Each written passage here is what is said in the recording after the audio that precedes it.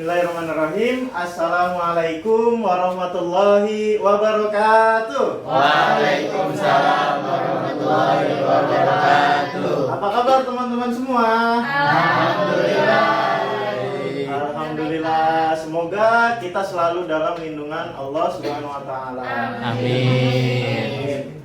Sebelum itu ada kata pepatah, tak kenal maka tak sayang, tak kenal maka tak cinta. Sebelum itu izinkan Bapak untuk memperkenalkan diri kepada kalian semua. Nah, perkenalkan nama Bapak Rijal Muhammad Thorik. Kalian bisa panggil Bapak Rijal atau Bapak Thorik, terserah kalian. Oke, berdirinya Bapak di sini, Bapak akan memberikan sedikit ilmu tentang ilmu tajwid. Tapi sebelum memasuki pembelajaran, kita harus semangat terlebih dahulu. Nah, Bapak ada satu ibaratnya semacam yel-yel gitu. Biar kita semua semangat. Setuju? Setuju. Oke. Jadi kalian perhatikan Bapak dulu, nanti selanjutnya kalian ikuti Bapak, oke? Oke, Pak. Namanya tepuk Al-Quran. Nah, tepuk Al-Quran. Bukan Al-Quran yang ditepuk, bukan. Tapi tepuk tangan. Sembari bernyanyi. Tepuk Al-Quran. Ya, dan apa? Nyanyi dulu, nyanyi dulu. Oke? Tepuk Al-Quran. Al-Quran adalah kitab Allah, diturunkan kepada Rasulullah. 114 itu jumlah suratnya, membacanya dapat pahala, menghafalnya asik juga. Siapa yang mau masuk surga? Saya. Bisa? Bisa? Nah, apa kalau kepanjangan ya? Nah, Sekali lagi dong. sekali lagi ya, sekali lagi ya. Kali bareng, Pak. Kali sekalian bareng-bareng ya. Iya. Oke. Tepuk Al-Quran. Al-Quran adalah kitab Allah, diturunkan kepada Rasulullah. 114 itu jumlah suratnya, membacanya dapat pahala, menghafalnya asik juga. Siapa yang mau masuk surga? Saya. Ya, belum semangat nih semuanya nih. Udah apa belum? Nih, urutannya. Kasih tau pelan-pelan ya. Ya. Urutannya. Enggak boleh, Pak. Masa dia belum gitu. Baik, urutannya itu Al-Quran adalah kitab Allah, Rasulullah. diturunkan kepada Rasulullah. 114 jumlah suratnya, membacanya dapat pahala, menghafal asik juga. Siapa? Siapa yang mau masuk surga? Saya. Bisa? Bisa. Nah, kita coba ya. 1, 2, 3. Tepuk Al-Quran.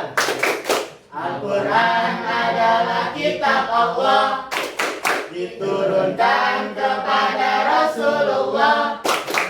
114 itu jumlah suratnya, membacanya dapat pahala, menghafalnya asik juga. Siapa yang mau masuk surga? Saya. Baik, Bapak di sini akan memberikan informasi atau sedikit ilmu tentang ilmu tajwid. Nah, Bapak di sini membahas tentang ilmu tajwid, yaitu hukum nun sukun dan tanwin. Nah, di sini tujuan untuk mempelajari nun sukun dan tanwin itu yaitu buat menghindari kita dari bacaan yang tidak benar. Nah, kita langsung masuk ke materi ya. Nah, di sini hukum nun sukun dan tanwin itu ada berapa? 5. Lima. Terima Nah, kasih satunya. jangan terkecoh, pasti yang terjadi. Iya ya. Ini di sini Bapak akan menjelaskan beberapa poin tentang ilmu tajwid, dan hukum non sukun dan tanwin yang ada di dalamnya, seperti izhar halqi, idgham fi guna, idgham bila guna. Nah, idgham di sini itu aslinya cuma satu, cuman terbagi menjadi dua, idgham fi guna dan bila guna. Itu banyak pendapat yang mengatakan ada yang hukum non sukun dan tanwin itu ada 5, ada yang cuma 4. Nah, beda-beda. Nah, kemudian ada iklab. Iklab kita akan bahas pengertian dan contohnya. Kemudian juga ada ikhfa hakiki. Baik, kita lanjutkan. Apa itu ilmu tajwid? Nah, sini kita bahas. Ilmu tajwid adalah pengetahuan tentang kaidah serta cara membaca Al-Quran dengan baik dan benar. Kita harus belajar membaca Al-Quran dan juga mempelajari tajwidnya. Tujuannya, apabila kita mempelajari ilmu tajwid, itu kita bisa memelihara bacaan kita dari kesalahan-kesalahan membaca. Kemudian ada hukum-hukum mempelajarinya. Apa saja hukum mempelajarinya itu? Fardu kifayah. Fardu kifayah. Ada yang tahu nggak di sini? Fardu kifayah itu artinya apa? Nah, coba. Siapa namanya? Namanya Nia, Pak. Oh, Nia. Coba Nia sebutkan apa sih itu fardu kifayah? Fardu kifayah itu apa ya? Pokoknya salah satu yang udah mempelajarinya udah gugur dosanya. Betul. Tepuk tangan dulu dong buat Nia. Nah, fardu kifayah di situ ya artinya seperti yang Nia sudah katakan tadi. Apabila ada suatu hukum, yaitu hukumnya fardu kifayah, tetapi misalnya ada di suatu kampung sedang mempelajari ilmu tajwid di kampung A, ada 2 orang atau 3 orang yang mempelajari ilmu tajwid. Nah, cuman sebagian besar dari kampung A ini, misalnya ada 50 orang, fardu kifayah itu ibarat kita itu diwakilkan. Nah, hukum yang diwakilkan. Kecuali kalau misalnya di kampung itu tidak ada yang mempelajarinya, mau ilmu apapun itu tentang hukum fardu kifayah, itu kita akan mendapatkan dosa satu kampung. Nah, makanya harus ada perwakilan. Nah, kemudian sedangkan membaca Al-Quran dengan baik, membaca Al-Quran dengan baik yang sesuai dengan tajwidnya itu hukumnya fardu ain. Nah, bedanya apa sama fardu ain? Ada yang tahu? Mungkin yang cowok ada yang mau jawab fardu ain itu apa? Mangga, Pak. Enggak, kita pastinya. Coba siapa kamu namanya? Saya, Davi. Coba Davi, apa itu fardu ain? Fardu ain itu hampir sama kayak wajib ya, kalau nggak salah ya Pak. Benar nggak Pak? Ya, emang wajib. Cuman gimana tuh? Berarti membaca Al-Quran itu harus dengan tajwid Pak. Kalau misalkan kita bacanya ada yang salah berapa huruf nanti artinya beda gitu. Benar nggak? Satu itu kewajiban perorangan. Kalau fardu kifayah kan bisa perwakilan. Ya Pak, iya Ya, nggak Pak? betul. Dan nggak apa-apa. Kita juga masih sama-sama belajar. Kita beri tepuk tangan dulu.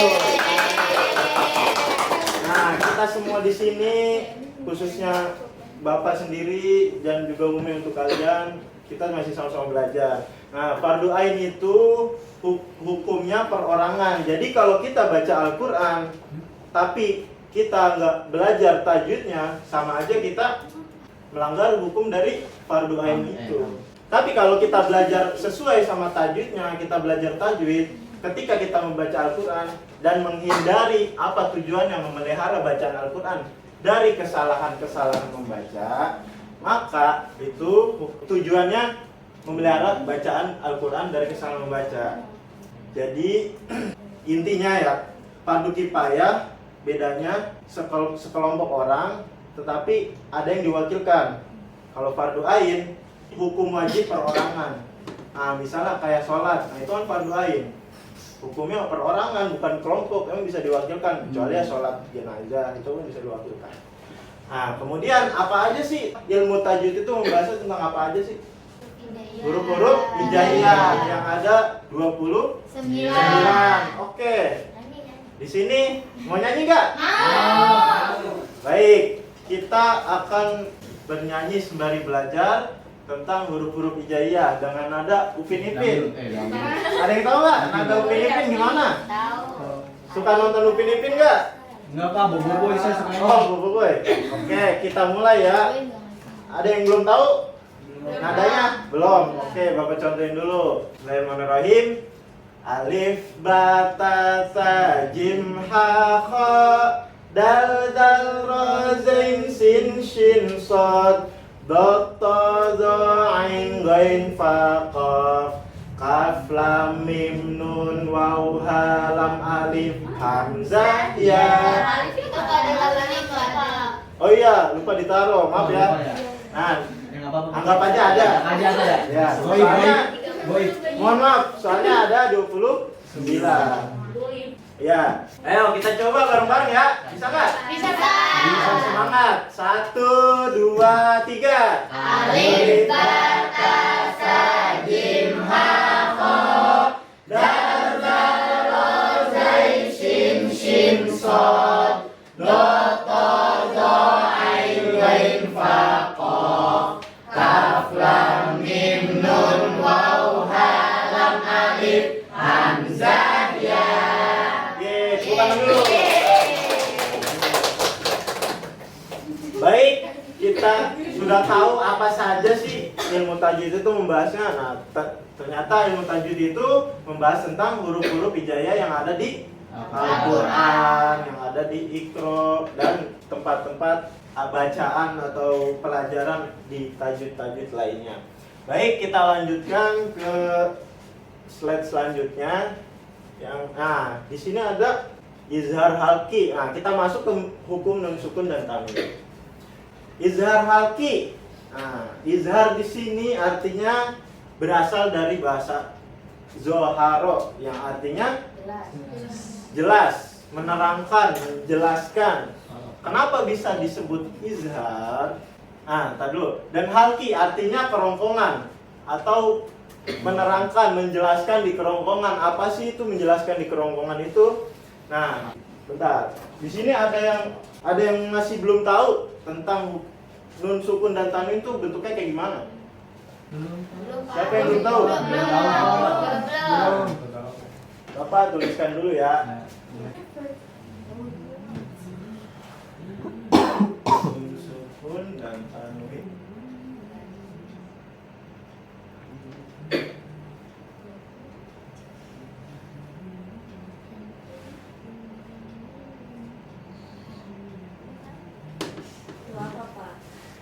Nah,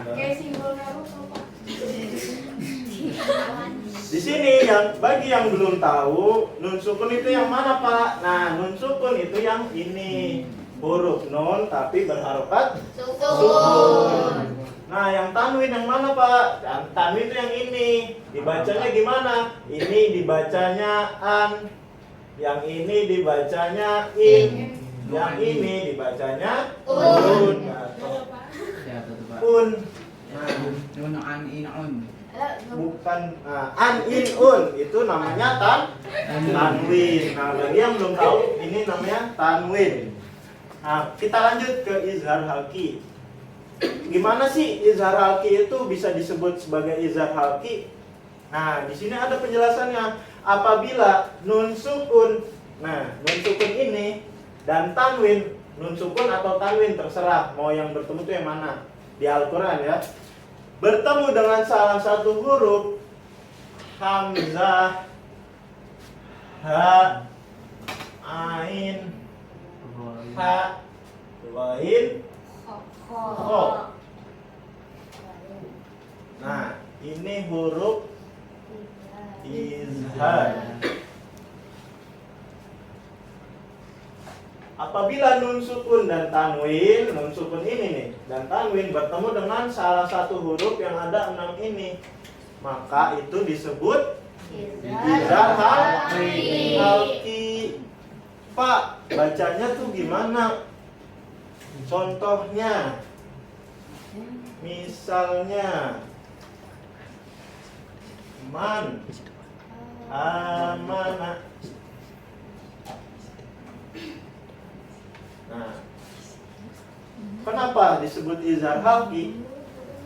Ada yang tahu nggak teman-teman? Karena ketemu sama huruf Ada non nun sukun. nun sukun bertemu dengan huruf hamzah alif. Karena nun sukun bertemu dengan Alif. alif atau hamzah. Makanya dibacanya harus jelas. Mana. Nah, di kerongkongan halqi itu kerongkongan. Jadi pengucapan dari mulut di sekitar kerongkongan hurufnya apa aja? Hamzah, ha, ain. Ain kan dari kerongkongan juga. Ghain, ha halus. Sama kho. Ibarat kita mau ngeluarin dahak. Kho. Nah, itu disebut izhar halqi. Selain ini ada yang tahu nggak contohnya bagaimana? Mungkin ada yang bisa menambahkan contoh. Siapa? Huwa. Siapa namanya? Kita. Anggita. Baik, Anggita, gimana? Huwa. In huwa. Nah, Emang bisa? bisa dong. Pasti nggak bisa ya. Iya. Nah, nun sukun dan tanwin. Maaf, nun sukun. Ya. Dan ha. Nah, nun sukun ketemu sama nah, dibacanya harus jelas. In huwa jelas dari kerongkongan. Bapak, Ya. mau tanya dong. Siap. Kenapa Berarti tuh? kalau di ijarati kan adanya di kerongkongan, berarti di kerongkongan kita ada hamzah, ain, ha, ugin, ho. Bukan. Jadi maksudnya dari kerongkongan ini pengucapannya itu berasal dari rata-rata hurufnya itu dari kerongkongan a, ha. Nah, itu kan dari coba kalian pegang. Nah, beda lagi sama po. Nah, itu kan dari pipi. Po. Nah, dari pipi. Betul kan? Pintar banget. Ya, makasih buat Anggita udah nanya. Jadi kita semua jadi tahu. Tepuk tangan dulu dong. Baik, kita lanjutkan ya. Siapa yang belum paham tentang izhar halqi? Ada? Paham semua? Oke. Dipahami, nanti ada kuisnya. Kita lanjut.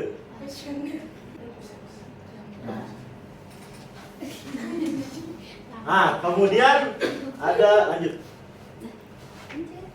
Nah, di sini saya pisah, jadi nggak saya satuin. Idgham itu aslinya itu satu, cuman terbagi menjadi dua. Nah, apa sih itu idgham? Idgham itu idkhalu syai' fi syai'. Ya, yang artinya idkhal yaitu memasukkan asyai' sesuatu kepada sesuatu. Di sini idgham itu terbagi menjadi dua, ada idgham biguna sama idgham biguna. Tapi kita bahas idgham biguna terlebih dahulu. Apa? Memasukkan atau mentasydidkan biguna dengan mendengung.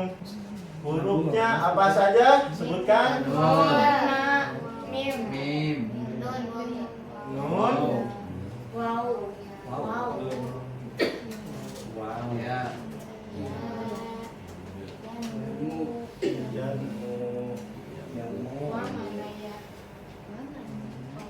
Nah, di sini idgham biguna yaitu memasukkan atau mentasydidkan suatu huruf itu dengan mendengung.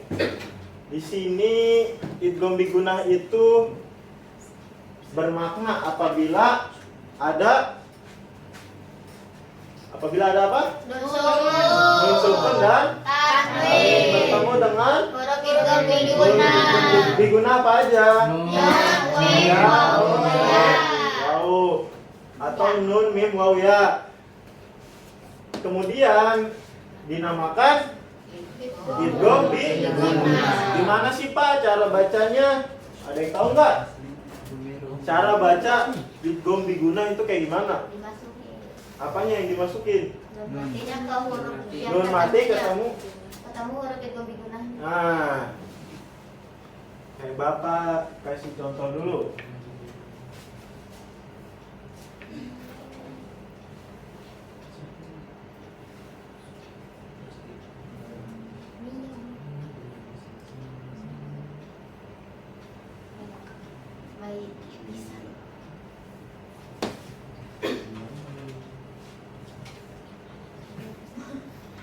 Mohon maaf salah.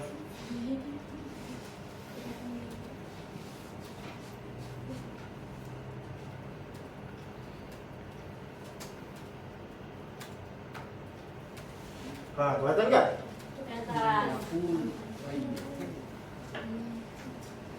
Nah, cara bacanya idgham biguna itu dimasukkan apabila nun sukun dan tanwin, terserah mau nun sukun kah atau tanwin kah. Contoh tanwinnya.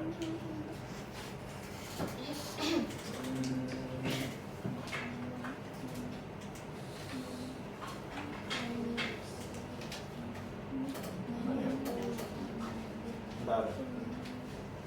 Ada yang tahu nggak kira-kira contoh dari tanwin itu tentang idgham biguna? Mungkin di sini ada yang bisa? Kenapa? Kalau salah nggak apa-apa kan, kita semua di sini belajar, bukan dites. Nah, coba dites. Gitu. Ayo, gimana? Nggak tahu, Pak. Hah? Nggak tahu. Kok nggak tahu? Malikin nas. Malikin nas. Itu alif lam. Itu alif lam, Pak. Salah, Pak. Bukan. Ayo, siapa lagi? Mungkin dari yang cowok. Nih, yang cowok kayak kurang semangat gini nih. Ayo, yang cowok. Mungkin Nopal bisa sebutkan. Mayyasya. Mayyasya. Tepuk tangan dulu, teman-teman.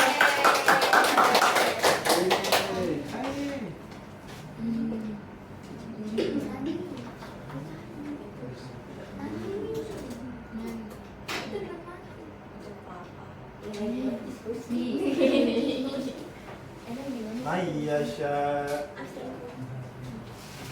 Nah, cara bacanya itu dimasukkan dari man yang tadinya man yakulu jadi dimasukin mai. Jadi nunnya nggak dibaca, nun sukun ini nggak dibaca, jadinya mai yakulu, bukan man yakulu, bukan, tapi mai yakulu. Mayyasya. Bisa? Bisa. Berarti harus ada huruf wewe di atas itu, Pak. Mana? Itu yang wewe. Nun. Nah, itu yang ini. Yang ini namanya siapa? Namanya tasdid. Oh, itu tasdid. Tasdid biar apa, Pak? Tasdid itu biar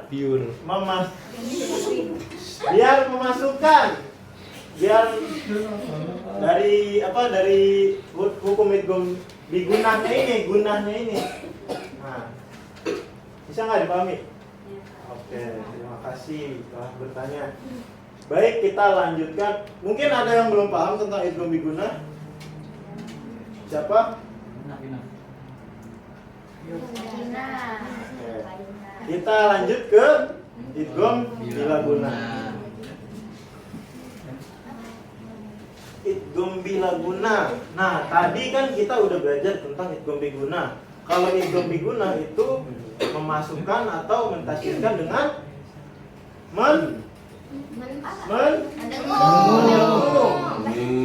biguna dengan Dengung. Nah, sekarang kita bahas tentang bilaguna. Apa artinya bilaguna? Dengan tidak mendengung, memasukkan tapi tidak mendengung. Nah, di sini hurufnya apa aja? Lam. Lam sama Ro. lari. Loro. Siapa yang loro? Nah, kemudian hurufnya lam sama ro. Nah, gimana Pak definisinya? Idgham bilaguna itu gimana cara mengartikannya? Yaitu apabila nun sukun dan tanwin, yaitu bertemu dengan huruf idgham bilaguna atau huruf lam sama ro, jadi dibacanya Tidak tidak mendengung. Contohnya man lam, Bilaguna. dibacanya malam. Malam.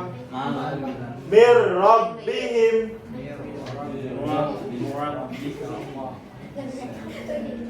Mir.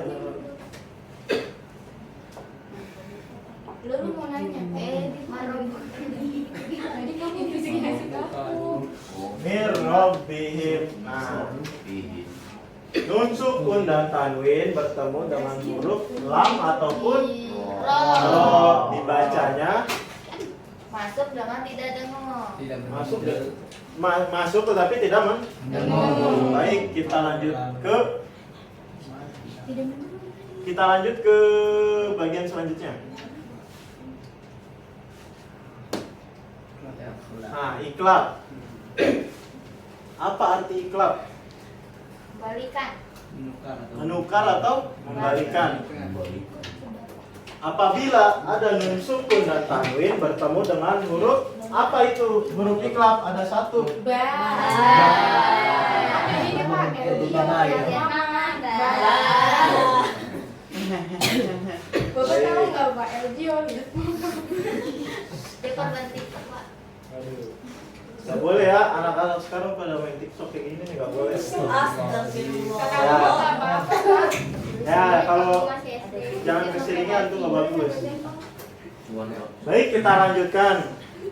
Iklab tuh gimana sih artinya?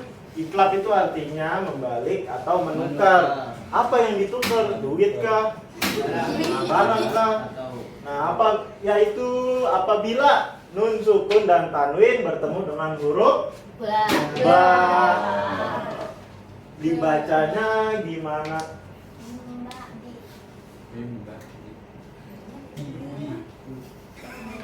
Mantap. Itu bukan. Nah, dibacanya Mimba diin tadi. bukan min ba'di, bukan min ba'di, tapi jadi mim ba'di. Tapi itu nggak ada WW-nya Pak, nggak ada apa tadi? Apanya? Tasdidnya Pak. Kan nggak ngedengung. Oh, nggak mendengar. Ya, apa yang ditukarnya apa berarti? Yang ditukarnya jadinya ba-nya ini jadi mim. Kenapa Pak? Kok bisa? Kan nggak ada mim. Biasanya di ambulan ada itunya ya Pak, mim kecil di atasnya ya Pak. Nah, di sini banyak yang ini. Banyak yang terkecoh. Enggak semua Al-Qur'an Ada. itu ada mim ininya. Biasanya itu Quran Mesir. Itu enggak ada mim ininya. Kalau mim Wakofnya juga beda. mim ini Kalau sama kayak Quran Rasul Usmani di Indonesia. Kenapa? artinya apa Pak? Nah, Mim itu yang mimi. ya Petunjuk. petunjuk supaya kita membacanya jadi iklab mim ba'di. Dapat dipahami? Iya Pak. Baik, kita lanjut ya ke slide selanjutnya. Nah, yang terakhir ada ikhfa hakiki. Ada berapa sih hurufnya? 15. Nah, di sini masih semut ya? Semut ya? Pak, buat Pak. Jim. Kamu questioner ya? Sasha.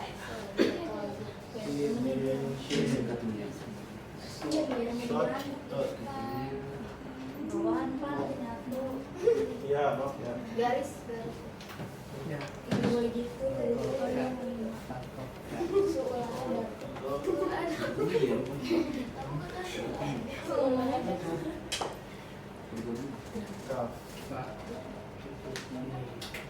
Nah, hurufnya ada 15.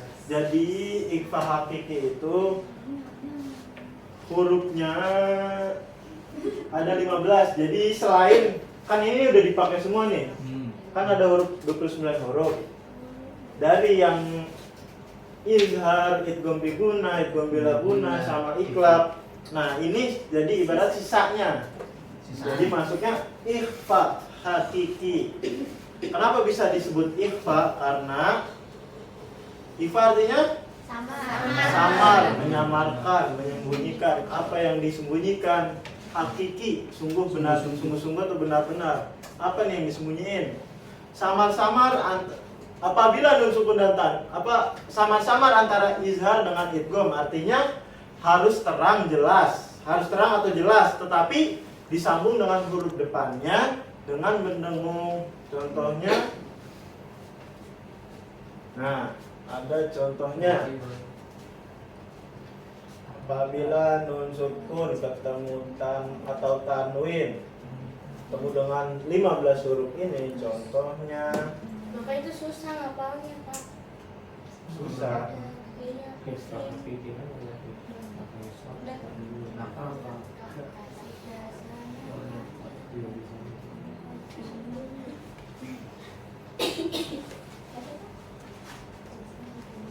Nah, di sini ada contoh tentang ikhfa,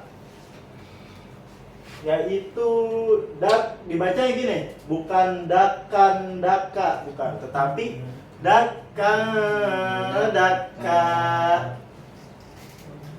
Samar nggak? Sama. Apanya yang sama? Ya, Pak. Jadi Kan dengan daka daka, jadinya kayak ada samar-samar tetapi ada dengungnya juga. Itu namanya yang artinya menyamarkan atau menyembunyikan. Baik. Ada yang tahu lagi nggak selain ini? Contohnya? Mengkulik. Min? Kulik. Boleh. Kulik. Tepuk tangan dulu dong. Buat siapa namanya? Baik. Apa ada yang mau bertanya sebelum Bapak lanjutkan ke kuis? Ada yang mau bertanya lagi nggak? Tentang ini apa? Izhar itu apa? Idgham bigonah itu apa? Idgham bigonah apa? Atau mungkin Iva masih ada yang belum paham? Cara ngapalin hurufnya, Pak. Cara ngapalin hurufnya. Nah, mungkin di tempat-tempat, sebagian tempat ngaji ya ada cara ngapal apa nih huruf dari mana? Ikhfa, Ikhfa. Pak. Nah, dari sebagian tempat ngaji mungkin ada yang pakai nada sembari bernyanyi. Nada ini, Pak. Bukan, maksudnya lagu kayak semacam lagu gitu. Jadi menghafal huruf-hurufnya sembari Nyanyi. kayak gitu. Jadi ada mungkin Bapak ada ini cuman sedikit lupa ya nadanya. Beda-beda tapi tentang per tempat-tempat ngaji itu beda-beda. Kalau Bapak begini, sifda sana, bentar. Sifda sana kam jada syaksun kot sama dum toyiban zidfitu kondo zoliman. Apa aja hurufnya? Sif, so. Jadi yang diambil itu huruf depannya. Sifda sana kam jada syaksun kot sama dum toyiban zidfitu kondo zoliman. Mungkin di sebagian tempat ngaji ada yang diajarin kayak gitu. Wahda Cuman bisa, Pak. Hah? Wahda bisa. Ada. Halo, Nia mau mencontohkan? Oh. Baik, untuk mempersingkat waktu kita lanjutkan ke soal kuis. Nah, sebelum lanjutkan ke kuis, ada yang masih pengen bertanya lagi nggak tentang nun sukun dan tanwin ini? Cukup. Baik, kita lanjutkan ke Kuis. Di sini Bapak akan memberikan sebuah kuis atau refleksi kita terhadap apa yang sudah kita Pelajari. tentang hukum nun sukun dan tanwin. Kita mulai. Apa yang dimaksud dengan hukum nun sukun dan tanwin dalam ilmu tajwid? A. Hukum dalam pembacaan Al-Quran. B. Hukum dalam memahami makna ayat. C. Hukum dalam memahami bahasa Arab. D. Hukum dalam menghafal Al-Quran. Saya akan tunjuk dari pria terlebih dahulu. Mungkin Fahmi. Apa? Oh iya, dapi. Kenapa? Dari mana?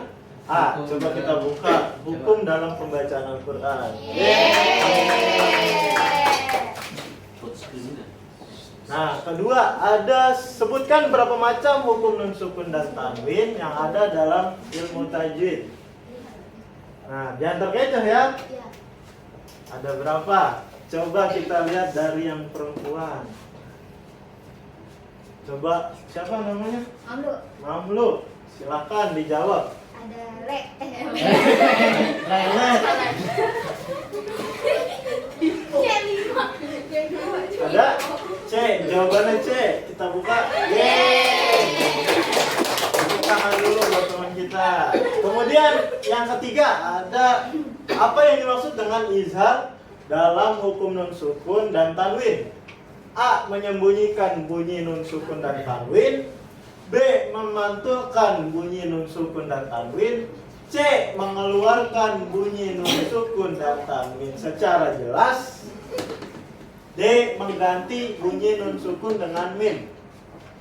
Nah, coba mungkin Noval bisa menjawab. Bisa.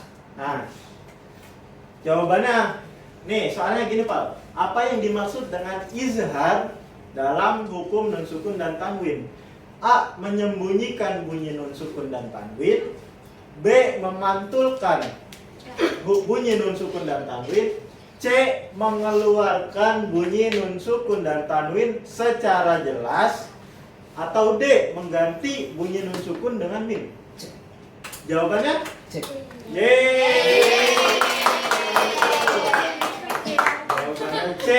Buat izhar. Kemudian kita lanjut, huruf-huruf apa yang termasuk dalam hukum izhar. Nah, ini soal buat perempuan. A. Oh iya. Nah, ini bonus lah jadinya ya. A. Hamzah ha ain ha wain ho. B. Ya nun mim wau dan lam ro. C. Ba, fa, sin shin ta dan zain. Dan yang D. Kof kaf lam mim nun sod. Kita tunjuk buat IPA. IPA yang mana IPA? Angkat tangannya yang namanya IPA. Coba IPA bisa menjawab huruf apa saja yang termasuk dalam izhar. Apa? Ya, jawabannya A. Kita buka. Kemudian soal selanjutnya, apa yang dimaksud dengan hukum idgham dalam nun sukun dan tanwin? A. Pembacaan nun sukun dengan samar-samar. B. Mengganti bunyi nun sukun dengan mim. C. Menggabungkan bunyi nun sukun dengan huruf setelahnya. D. Membaca nun sukun dengan jelas. Coba kita coba. Ya, siapa namanya? Maka Pak. Raka, silakan jawab. Hukum idgham dalam nun sukun. Nah, A. Pembacaan nun sukun dengan samar. B. Mengganti bunyi nun sukun dengan bunyi mim. C. Menggabungkan bunyi nun sukun dengan huruf setelahnya. D. Membaca nun sukun dengan jelas. Apa jawabannya Raka? Kemungkinan A Pak. A. Coba kita buka, apakah benar? Yakin benar? Buka. Insya Allah. Benar. Ya. Tapi nggak apa-apa, kita di sini semuanya belajar, jangan bersedih hati. Nah, yang tadi itu jawabannya C. Jadi menggabungkan, idgham kan menggabungkan atau memasukkan atau mentasdidkan dengan huruf setelahnya, Gak apa-apa. Semangat ya, tepuk tangan dulu buat Raka dong. Oke, kita lanjut ke soal selanjutnya. Apa perbedaan utama antara idgham bigunnah dan idgham bila gunnah? A. Cara membaca dengan atau tanpa dengung. B. Cara membaca dengan atau tanpa harokat. C. Cara membaca dengan atau tanpa qalqalah. D. Yang D, cara membaca dengan atau tanpa suara panjang. Kita coba yang perempuan. Siapa yang mau? Devi. Coba. Siapa yang mana yang nama Devi? Rupanya bajunya telur asin. Oke, coba buat Devi. Apa sih jawabannya? A. Coba kita buka yang A. Yeay, benar. Kemudian mempersingkat waktu. Huruf-huruf apa saja yang termasuk dalam idgham bi gunnah? A. Nun mim waw ya. B. Ba ta saja. Jim. Iya bi. C. Kof kaf lam mim. Yang D. Kho ha ain ghaib. Kita lempar ke Mario, Pak. Mario. Mario yang mana Mario? Ya, saya. Ya, silakan dijawab. Apa huruf apa aja idgham bi gunnah itu? A. Jawaban apa? A. A. Kita coba. Yeay, kita tepuk tangan. Nah, soalan yang terakhir, apa yang dimaksud dengan iklab dalam hukum nun sukun dan tanwin? Yang pertama, A. Mengganti bunyi nun sukun menjadi mim dengan dengung. B. Membaca nun sukun dengan jelas tanpa dengung. C. Membaca nun sukun dengan samar-samar. D. Menghilangkan bunyi nun sukun. Anggita, Pak. Baik. Yang mana Anggita? Saya, Pak. Ya, silakan. Mungkin Anggita bisa menjawab. Apa isi itu iklab? Apa? Apa? Apa? Apa? Mengganti bunyi nun sukun menjadi mim dengan dengung. Kita coba buka ya. Yang A katanya. Yeay, bravo. Nah, berujung di pembelajaran kita hari ini. Semoga apa yang kita pelajari hari ini bermanfaat bagi kita semua. Amin. Sebelum itu tepuk tangan dulu buat diri kita yang telah menyempatkan hadir dalam pembelajaran hari ini. Kemudian saya berterima kasih juga kepada kawan-kawan sekalian yang telah hadir, yang telah menjawab persoalan-persoalan yang kita pelajari hari ini, menjadikan kita itu manusia yang bermanfaat bagi orang lain. Amin. Menjadikan ilmu yang bermanfaat kepada orang lain. Baik, saya tutup dengan membaca Alhamdulillah. Alhamdulillahirabbil alamin. Kurang kenceng. Kita tutup materi pembelajaran hari ini dengan membaca Alhamdulillah. Alhamdulillahirabbil alamin. Kita tahu nggak doa setelah baca Al-Quran itu gimana? Doa setelah baca Al-Quran. Nah, bisa semuanya? Bisa. Kita baca bareng-bareng. 1, 2, 3. Allahumma arhamna bil Qur'an waj'alhu lana imaman wa nuran wa hudan wa rahmah. Allahumma zakkirna minhu ma nasina wa 'allimna minhu ma jahilna warzuqna tilawatahu ana al-laili wa atrafan nahar waj'alhu lana hujjatan ya rabbal alamin. Sekian dari Bapak. Apabila ada kata-kata yang kurang mengenakan hati, mohon dimaafkan. Dan apabila ada kata-kata yang benar, itu datangnya dari Allah. Wassalamualaikum warahmatullahi wabarakatuh. Waalaikumsalam warahmatullahi wabarakatuh.